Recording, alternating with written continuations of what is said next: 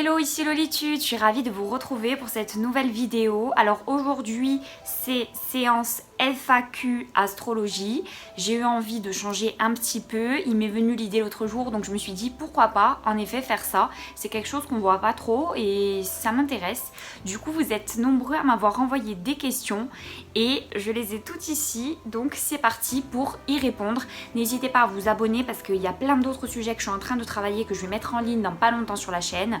Donc soyez au rendez-vous et surtout, si vous aimez mon travail, n'hésitez pas à liker et à m'envoyer un commentaire. Voilà, si vous voulez même des petits conseils sur votre signe, je me ferai un plaisir de vous répondre. Pourquoi pas, il y aura peut-être une deuxième FAQ, voilà, si vous êtes demandeur, pour régler vos problèmes par rapport à l'astrologie ou tout simplement pour en savoir plus. Si ça vous intéresse, il n'y a pas de souci, je m'adapte. Alors c'est parti pour la première question. Comment séduire un Verseau? Alors moi je dirais que pour séduire un Verseau, déjà c'est pas facile parce que comme je l'ai dit dans ma vidéo Les signes en amour, c'est quelqu'un qui ne montre pas vraiment ses sentiments, pas vraiment ses émotions, il y a une carapace, disons que c'est une personne qui a une carapace, qui a des réserves au niveau amoureux, qui a un petit peu peur de l'amour. Moi je pense que la meilleure manière pour séduire un Verseau, c'est déjà de le faire rire et d'avoir une bonne complicité avec lui, parce que le Verseau va de suite se sentir en confiance avec vous et va avoir envie en fait de continuer peut-être à vous voir et vous revoir, et c'est peut-être du coup une des solutions pour séduire notre ami Verseau. Seconde question, alors j'en ai sélectionné que 10, sinon ça allait être un petit peu long, sachant que je veux quand même vous répondre dans les détails, donc voilà. Deuxième question, est-ce que le Gémeaux et le Cancer sont-ils compatibles? Alors pourquoi pas, c'est-à-dire que c'est deux signes qui au niveau amical s'entendent très bien. Le Gémeaux est assez sociable, à l'image du Cancer. Ils sont un peu pareils, c'est des gens qui aiment bien le savoir, c'est des gens qui aiment bien apprendre. Ils sont assez solaires, assez drôles, donc je pense que c'est deux signes qui peuvent s'entendre, et notamment au niveau amoureux. Pourquoi pas? De toute façon, je vais vous sortir dans pas longtemps une vidéo sur les compatibilités. Le Gémeaux et le Cancer, je pense que ça peut être une bonne alternative. R et O, pourquoi pas? Moi je vois pas de mal à cette union. On passe à la troisième question. Pourrais-tu faire une vidéo sur les amitiés? Alors c'est pas vraiment une question, mais c'est vrai que j'y avais songé, et pourquoi pas faire une vidéo justement sur les compatibilités amicales et pas forcément amoureuses, pour évaluer un peu les amitiés des signes, quelle amitié marcherait le mieux, etc. Ça peut être intéressant en effet de voir quelle amitié dure le plus longtemps. Oui, pourquoi pas. Non, vraiment j'y avais songé et c'est une bonne idée. Merci en tout cas, c'est pas une question mais c'est une bonne idée. Question numéro 4.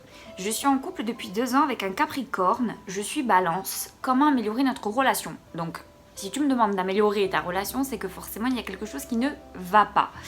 Alors c'est vrai que c'est deux signes un peu contraires, c'est deux signes qui n'ont pas vraiment de points communs, mais c'est deux signes qui se complètent énormément. Le Capricorne, c'est simple, il faut beaucoup communiquer avec lui. Si vous le laissez de côté, que vous ne lui montrez pas que vous avez de l'intérêt pour lui, c'est quelqu'un qui doute, donc c'est quelqu'un qui va se mettre en retrait et pas forcément régler la situation. Alors si vous êtes Balance, vous avez plus de facilité à aller vers l'autre, donc n'hésite pas à communiquer avec lui et à lui faire comprendre que tu as envie que la relation s'améliore. Voilà, déjà première chose, la communication. Ensuite justement dans ce sens là, n'hésite pas à lui dire que tu as des doutes ou quoi que ce soit. Un Capricorne c'est quelqu'un de compréhensif, et au contraire si tu brises la glace, il comprendra beaucoup mieux la situation et ça le permettra de moins douter et d'être plus en accord avec toi, et peut-être de régler votre problème, parce que je pense que c'est possible de régler ce problème. C'est vrai qu'il y a une énorme attirance entre les Capricornes et les Balances, donc il ne faut pas vraiment gâcher ça. J'espère en tout cas que ça s'arrangera pour toi. Alors question numéro 5. Je suis Sagittaire, je commence à avoir des sentiments pour mon meilleur ami Lion. Oh ça m'étonne. Comment faire? On sait et on connaît l'alchimie qu'il y a entre les lions et les sagittaires, ce n'est plus à prouver. Donc toi tu es Sagittaire. C'est vrai que les Sagittaires, ils osent dire les choses, alors n'hésite pas à dire à ton lion préféré que votre amitié commence à devenir autre chose pour toi. C'est vrai que c'est assez délicat comme sujet de conversation, c'est pas évident, surtout quand on est ami avec quelqu'un, on n'a pas envie de le perdre en amitié, on n'a pas envie, voilà.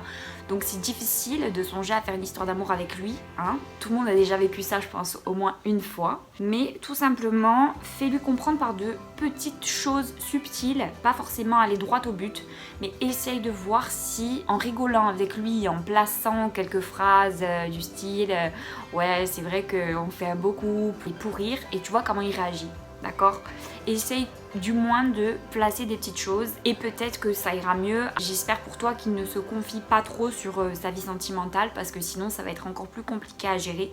Mais si c'est le cas, essaye de lui dire que moi je te le dis honnêtement, ça me fait bizarre d'entendre tes histoires. C'est sûr que là il va un petit peu comprendre, mais peut-être que lui aussi c'est la même chose. En tout cas avant ça, attends un peu qu'il te donne des signes et qu'il te montre par A plus B s'il y a autre chose. Si tu es sûr, du moins écoute ton instinct. Je pense que la plupart du temps il faut écouter son instinct. S'il y a une petite voix dans ta tête qui te dit ne le fais pas, ben essaye de pas le faire ou du moins de faire des choses plus en douceur pour pouvoir tâter le terrain. On croise les doigts pour toi. Alors, question numéro 6. Est-ce que tu penses qu'une relation bélier-poisson c'est possible? Oui, pourquoi pas. Après, moi j'ai un peu peur qu'il y ait dominant-dominé. Si le bélier arrive à calmer ses colères, etc., ça peut peut-être le faire.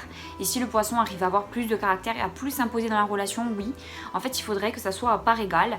Mais c'est toujours possible. Moi, je crois en l'amour de toutes ses formes, de toutes ses compatibilités finalement. Mais il faut juste que les deux personnalités aient soit une alchimie dès le départ et un amour dès le départ pour que ça fonctionne dans certains cas. C'est vrai que bélier-poisson, ce n'est pas ce qui fonctionne le plus habituellement dans ce que j'ai vu, mais c'est toujours possible dans la vie et pourquoi pas tester si vraiment tu as une attirance pour cette personne. Voilà, je ne sais pas si tu es bélier ou poisson, mais il faut y aller quoi. Il faut pas s'arrêter aux compatibilités amoureuses en astrologie, sinon on se perd. Surtout imagine que dans son signe astral il a beaucoup de signes d'eau, ou il a beaucoup de signes de terre, ça peut peut-être marcher. Alors pourquoi se priver? Non, je pense que c'est possible. Bélier poisson, donc fonce. On passe à la 7ème question. Ah non mais j'adore trop faire ça, vraiment. Je pense que je vais faire des vidéos comme ça plus souvent parce que même confidence astro avec ma soeur, ça m'avait trop plu ce système. Et là franchement vos questions sont cool, donc je suis trop contente. Alors question numéro 7. Tu penses quoi des amitiés scorpion Taureau? Alors c'est vrai que c'est deux êtres totalement différents. Par contre c'est deux personnes qui peuvent se retrouver pour le goût de la mode, pour le goût des belles choses. Donc je pense que c'est possible. Le taureau est beaucoup plus profiteur, il profite beaucoup plus de la vie que le scorpion. Donc peut-être à un moment donné il peut y avoir un décalage. Mais en tout cas c'est des gens qui aiment les belles choses, qui aiment discuter de sujets d'actualité, qui aiment s'intéresser à la vie, aux choses qui se passent. Donc je pense que pourquoi pas. C'est pas une amitié, c'est pas le must have dans les amitiés, mais je pense que ça peut arriver. Et puis de toute façon, comme je l'ai dit pour l'amour, il y a des amitiés, des fois c'est comme ça, il y a un lien d'âme entre les personnes, c'est évident tout simplement, que ce soit amitié ou amour, ou même des gens de notre famille, voilà, il y a un lien d'âme. Et même si on n'a rien à voir avec nos signes astrologiques, c'est que dans le thème astral, il y a quelque chose qui en témoigne. Donc oui, pourquoi pas, vous n'allez pas arrêter votre amitié si niveau signe, c'est pas trop, ça se fait pas trop, mais pourquoi pas. Moi honnêtement, je pense que vous avez des points communs et des points divergents, mais c'est tout l'intérêt d'une amitié, hein. Je pense que c'est largement faisable. Question numéro 8. Pour toi, avec qui sont le plus compatibles les vierges? Je pense déjà que les vierges aiment beaucoup les signes d'eau. C'est un petit peu leur passion. Les vierges sont beaucoup compatibles donc avec les cancers, les scorpions et les poissons. Je le rappelle, c'est la famille des signes d'eau. Et je pense que c'est leur meilleure compatibilité. C'est vrai que la vierge a tendance à beaucoup se diriger vers ces signes-là. Et je l'avais dit d'ailleurs dans ma vidéo vos meilleurs crushs. J'ai l'impression en tout cas que même dans mon entourage c'est la même chose. Et dans la vie des stars etc, enfin sur l'enquête que j'avais faite, ça ressortait beaucoup. Donc la meilleure compatibilité, ouais je pense que c'est les signes d'eau pour les vierges. Voilà, foncez avec eux. Question numéro 9. Depuis quand t'intéresses-tu à l'astrologie? Alors je m'intéresse à l'astrologie depuis maintenant 6-7 ans. Ça fait quand même un moment. J'ai commencé à m'intéresser à l'horoscope il y a des années de ça, je crois que ça fait 10-12 ans. Mais l'astrologie, c'est assez récent. Et en 6 ans, je me suis beaucoup intéressée. J'ai lu plein de choses. Comme des livres, des articles. J'ai regardé des vidéos, des conférences. Et c'est vrai que ça m'a beaucoup apporté. Ça m'a éveillée sur moi-même dans ma vie. Ça m'a permis de faire parfois les bons choix. Ça m'a permis de mieux me connaître et de mieux savoir où je voulais aller. Donc ça a été que bénéfique pour moi. L'apprentissage de l'astrologie. D'ailleurs c'est la première vidéo que j'ai faite, pourquoi s'intéresser à l'astrologie, et pour moi c'était évident de commencer comme ça. Je trouve que c'est la base un petit peu de notre personnalité et c'est important de le savoir. Et les gens qui s'intéressent pas, quand vous allez leur en parler, ils vont s'intéresser quand même. Donc dans tous les cas, je trouve que c'est quelque chose qui rassemble et qui aide. Donc ça peut être bénéfique. Et moi en tout cas, ça m'a apporté beaucoup. Donc merci l'astrologie.